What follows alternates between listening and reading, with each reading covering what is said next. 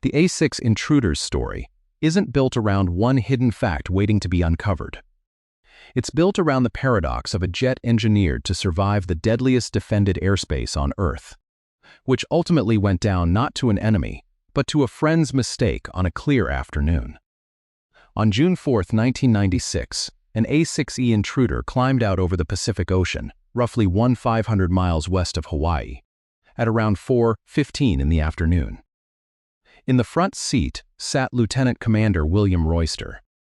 Beside him, Lieutenant Keith Douglas worked the radar. The jet was flying at 700 feet and 340 knots, towing a fabric target sleeve for a routine fleet gunnery drill, nothing more dangerous than a training exercise. Below them, warships from Allied navies maneuvered into position, among them the Japanese destroyer Yugi-Ri. Within seconds, its Phalanx cannon would open fire, and the aircraft that had already outlasted Hanoi's missile belt, Syrian gunners over Beirut, Libyan air defenses, and the opening night of Desert Storm would go down not to an enemy, but to an ally. How does a jet built to survive the worst defenses on the planet end up killed by the one nation standing beside it? That question reaches back more than 40 years, to a war the Intruder never actually fought in. During the Korean War, U.S. Navy carrier aircraft could launch on schedule, cross the coast, and still fail to change anything on the ground.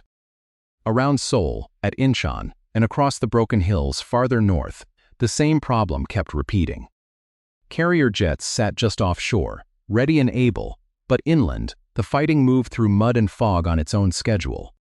And a strike delayed by weather could mean a stalled advance or a position lost outright. Aircraft that flew beautifully in clear daylight were often worthless when the weather turned, and in Korea, the weather turned constantly. Strikes slipped, timing broke down, support arrived late, or never arrived at all. That failure became the lesson the Navy carried out of the war. It needed an attack aircraft that did not depend on good visibility to do its job. One that could leave a carrier deck, fight through rain and low cloud and total darkness, and still deliver a heavy strike at long range. In the 1950s, that was an enormous demand. Jets were getting faster every year, but speed solved nothing about fog or a moonless night over hostile ground. Whatever the answer turned out to be, it would have to come from something less glamorous than speed: radar, navigation, and attack computers that could see when the pilot's own eyes could not. So, in 1957, the Navy went to industry with a requirement for a new all-weather attack aircraft. Heavy payload, carrier-capable, long-range, able to strike by day or night in conditions that grounded almost everything else.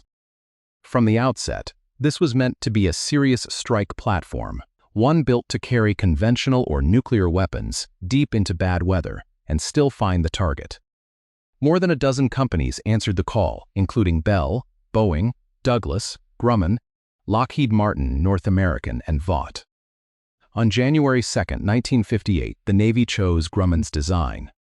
Grumman hadn't tried to win on speed or on looks. Instead, the company built directly around the real problem: radar, navigation, payload, and the brute structural strength needed to survive repeated carrier landings.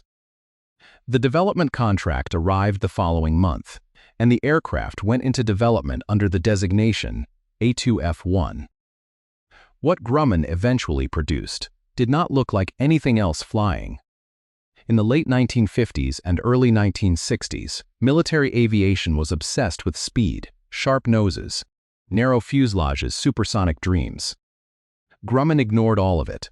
Its new attack jet had a wide, blunt nose, a thick body, and a heavy carrier-rated frame. Next to the sleek fighters of the era, it looked almost clumsy.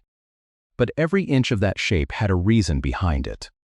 The nose had to house the radar and attack systems that would guide the jet through zero visibility.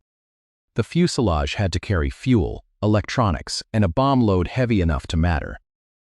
And the airframe had to absorb the punishment of catapult launches and arrested landings without losing the strength it would need in actual combat. Inside, the crew sat side by side rather than one behind the other, a layout that made the fuselage wider.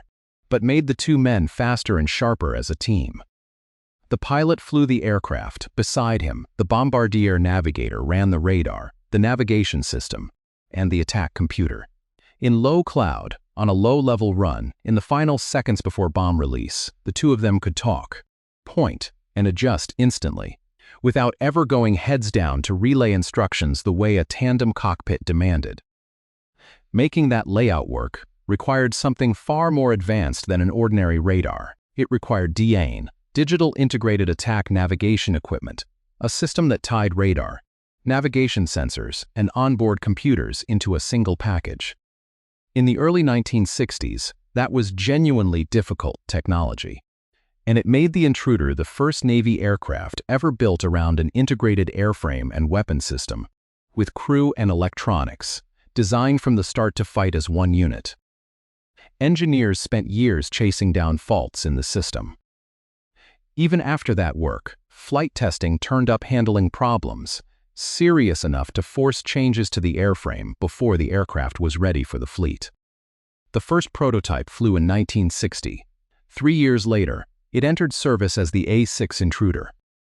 And soon, it was heading into a war that would test everything about it all at once. In 1965, the Navy ran straight back into the same problem Korea had already exposed. Bad weather, low cloud, and dense defenses were still cutting carrier air power off from the fight on the ground.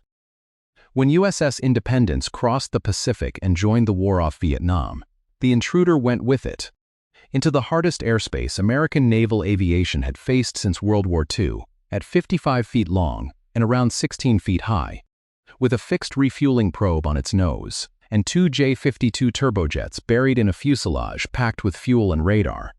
It could reach roughly 650 miles an hour, not fast by fighter standards, and it didn't need to be. It wasn't built to win a dogfight.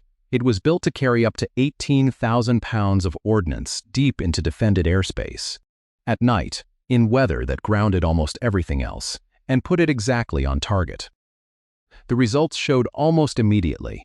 On the night of April 18, 1966, 2 Intruders launched from USS Kitty Hawk under radio silence.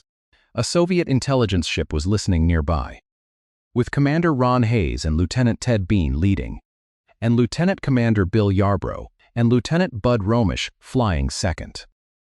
Both aircraft crossed the coast under 500 feet, climbed briefly to about 1,800 feet near the target, and each dropped 13,000 pounds of bombs on the Quang Bi power plant.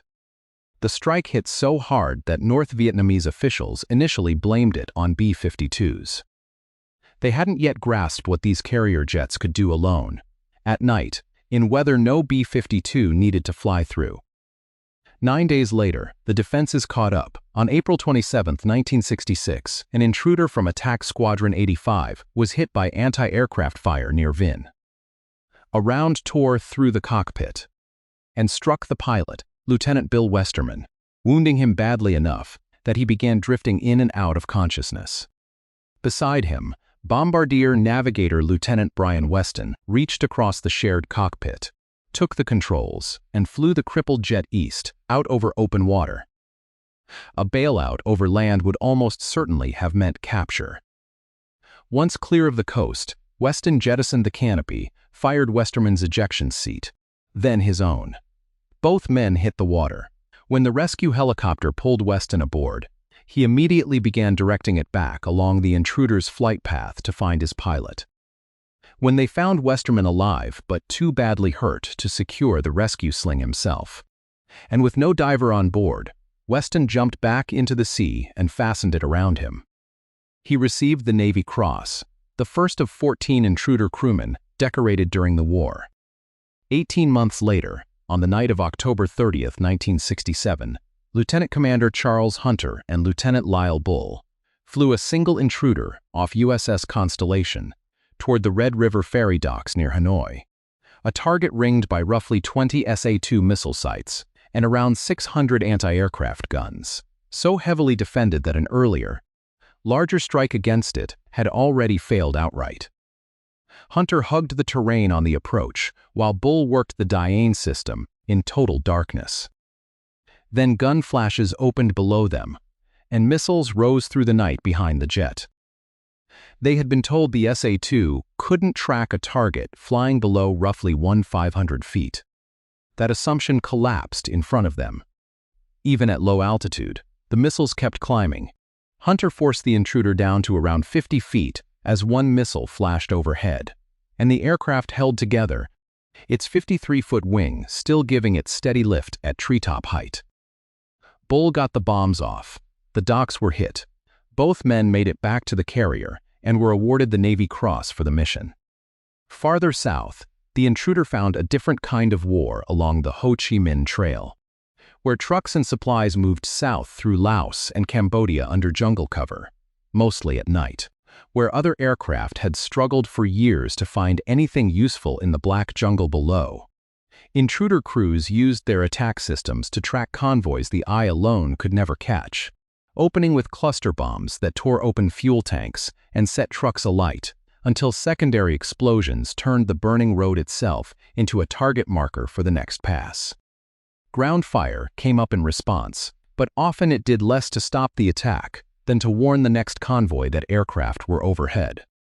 But the deepest missions kept exacting a price. On August 21, 1967, 4 intruders from Attack Squadron 196 launched off Constellation for the Duc Noi Railroad Yard north of Hanoi, flying into thunderstorms, heavy cloud, and one of the most heavily defended patches of sky in the country. One aircraft took flak on the way in and pressed on anyway. Near the target, an SA-2 struck Commander Leo Prophylate's intruder, and it went down in flames. He and Lieutenant Bill Hardman ejected, survived, and spent more than 5 years as prisoners of war. The 3 remaining intruders turned for the coast, and the weather finished what the missiles had started. 2 aircraft, disoriented in the cloud, drifted north into Chinese airspace instead of east toward the sea. Lieutenant Commander Jimmy Buckley and Lieutenant Robert Flynn's jet, already damaged by flak, was shot down there. Flynn was captured and spent over 5 years in Chinese custody, much of it in solitary confinement. Buckley did not survive. The last aircraft, flown by Lieutenant Junior Grade Dane Scott and Lieutenant Junior Grade George Tremblay, was chased down and shot down by MiGs. Neither man survived. Of 4 intruders that launched that night, only one came home. Duc Noi forced a change in how the Navy used its intruders. Crews stopped flying a strike in a single straight line, since that let gunners on the ground track the first aircraft and simply swing their fire onto whichever one came next. Instead, intruders began attacking the same target from different directions and different altitudes, only seconds apart, giving defenders less time to react and even less time to adjust. That kind of attack put enormous weight on the 2 men in the cockpit, the pilot flying through weather, darkness, and ground fire, while the bombardier navigator managed the radar, the attack system, the radio traffic, and the aircraft's exact position inside the strike. Marine pilot Bruce Byron said the bombardier navigator had as much to do with a mission's success as the pilot himself. Commander Robert Owens put it more simply: with 2 guys sitting side by side, you could communicate with hand gestures if need be. You could simply look at the other guy and nod. It was the payoff of a cockpit layout that had looked, back in the late 1950s, like an odd compromise. By the time the war in Vietnam ended, Navy and Marine Corps A-6 crews had flown roughly 35 zero-zo combat sorties over Southeast Asia. Losses had been heavy, but so had the record the aircraft built. Rear Admiral James Seeley later called it the most effective strike aircraft the U.S. Navy had during the Vietnam War, and it had been the only true all-weather aircraft in that fight. Peace didn't retire it. The mission the intruder had been built for, deep strikes, in bad weather, against defended targets, never stopped being needed, so instead of fading out, the aircraft kept evolving. The A-6E arrived in the early 1970s with better radar, improved inertial navigation, and updated attack computers. In 1979, the TRAM system added forward-looking infrared and laser designation, giving crews a real chance at finding and hitting targets in total darkness. By the 1980s, the Intruder could carry walleye-guided bombs, laser-guided weapons, and harpoon anti-ship missiles. It was no longer just a heavy bomber. It was becoming a genuinely precise one. It had also become part of a larger family inside the carrier air wing. Ka-6D tankers extended the reach of strike packages, while the A-6B Prowler, built on the same airframe, jammed enemy radar to help clear a path in. And the old dangers kept finding it. In December 1983, after Syrian air defenses had already engaged American aircraft the day before, A-6s from USS John F. Kennedy and USS Independence struck Syrian positions in poor weather. One intruder from Attack Squadron 85 was shot down east of Beirut, apparently by a shoulder-fired missile or heavy ground fire. Its pilot, Lieutenant Mark Lang, was killed.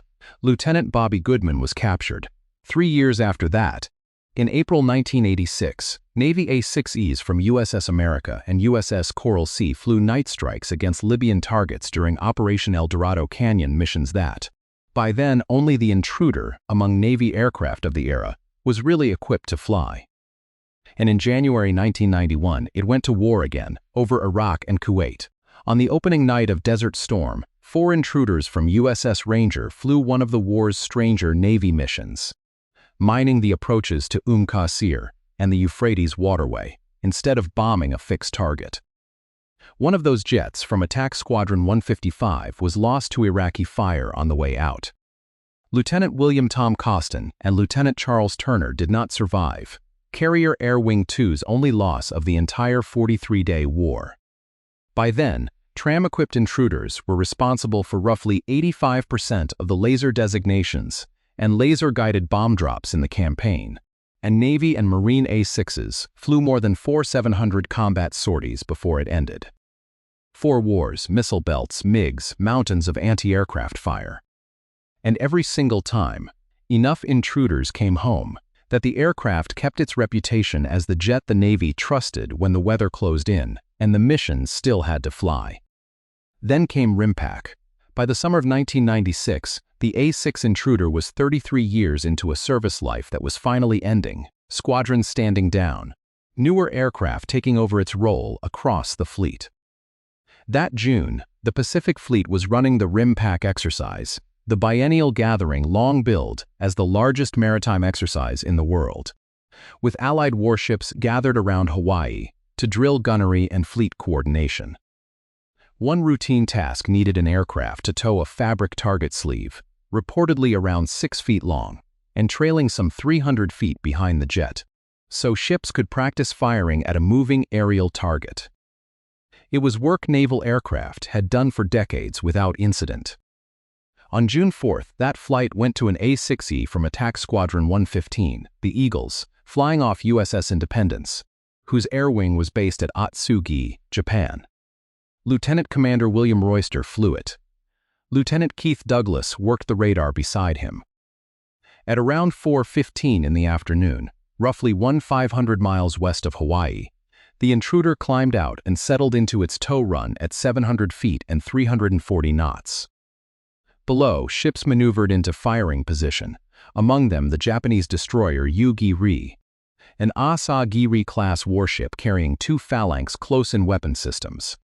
For a jet that had spent 3 decades flying into some of the most heavily defended airspace on Earth, this was about as low risk as a mission could get. No coast to cross, no missile belt, no weather, and yet within moments it would be under live fire again. For real. Yu-Gi-Ri's radar was supposed to track the sleeve, which had been built with radar-reflecting material specifically to make that tracking easy. Instead, something in the ship's fire control sequence locked onto the aircraft towing it. Seconds later, the destroyer's Phalanx opened fire, an M61 Vulcan 20mm cannon capable of roughly 3.0 rounds a minute, about 50 rounds every second. The Intruder had almost no time to react. Tracer rounds tore into the center of the airframe. Both engines caught fire. At once, hydraulic pressure collapsed. The jet began spinning out of control above the very ships it had been flying for. Royster tried to save it and couldn't. He ejected first. Douglas followed seconds later, as the crippled aircraft went down into the Pacific, off Yu-Gi-Ri's starboard side. Both men were recovered and flown back to Independence by helicopter. Royster with facial lacerations, serious enough to need surgery. Douglas with only superficial abrasions. Both survived, but the aircraft that had outlasted SA-2s over Hanoi, a missile over Beirut, and Iraqi gunfire over the Euphrates had just been shot out of the sky by an ally, on a training range, by mistake. Japan apologized almost immediately, and its defense agency suspended live fire practice while investigators worked out what had gone wrong. Washington moved just as fast in the other direction, playing the incident down and stressing that the two nations remained close allies. President Bill Clinton formally accepted the Japanese apology, and leaving the White House the next day, he called out to reporters, "They're okay." A small, almost offhand line for an aircraft that had just survived 4 wars only to nearly lose 2 men in peacetime. The shooting never became the political rupture it might have. But it was deeply embarrassing for both navies, and it forced a hard review of live fire procedures and target tracking systems. Investigators initially wondered about a mechanical fault inside the Phalanx system itself. In the end, the cause came down to human error in the firing sequence, not a broken machine. Still, the Navy didn't leave it at that. In the years that followed, Phalanx systems were upgraded with infrared and electro-optical cameras aligned to the gun's line of fire, giving crews a visual check before they pulled the trigger. A safeguard built directly out of the one afternoon, a radar-reflective target sleeve, wasn't enough to keep a friendly aircraft safe from its own side. The Intruder had entered service in 1963, built to solve a problem the Navy learned the hard way in Korea. That an attack aircraft which could only fight in good weather wasn't much of an attack aircraft at all. For more than 30 years, it answered that problem again and again, over North Vietnam's missile belt, over Beirut, over Libya, over the Euphrates, carrying loads other aircraft couldn't, and finding targets other crews couldn't see. 14 of its crewmen earned the Navy Cross. Its combat sorties over Vietnam alone numbered roughly 35. 0, and it added more than 4,700 more over Iraq and Kuwait in 1991. Figures that, taken together, still rank among the most demanding flown by Navy carrier aviation in the second half of the 20th century. By 1996, newer aircraft were already taking over its role across the fleet, and the Intruder's long service was closing out regardless. RIMPAC simply closed it early and in a way nobody flying that afternoon expected. What the aircraft left behind wasn't only a combat record. It was a case study, still worth telling, in how the most dangerous moment for a battle-tested weapon isn't always the enemy who spent years trying to kill it. Sometimes it's the friend standing next to it who simply isn't watching closely enough. The A-6 Intruder was built to fly where no one else could see, and for more than 3 decades it did exactly that, through weather, missiles, and gunfire that ended other aircraft outright. In the end, the jet that outflew Hanoi's defenses was brought down not by any of the enemies it had spent a career surviving, but by an ally's mistake on a clear Pacific afternoon. Proof that the hardest thing this aircraft ever did was outlast everyone who was actually trying to kill it, and that the one thing it couldn't outlast was a friend who simply stopped watching.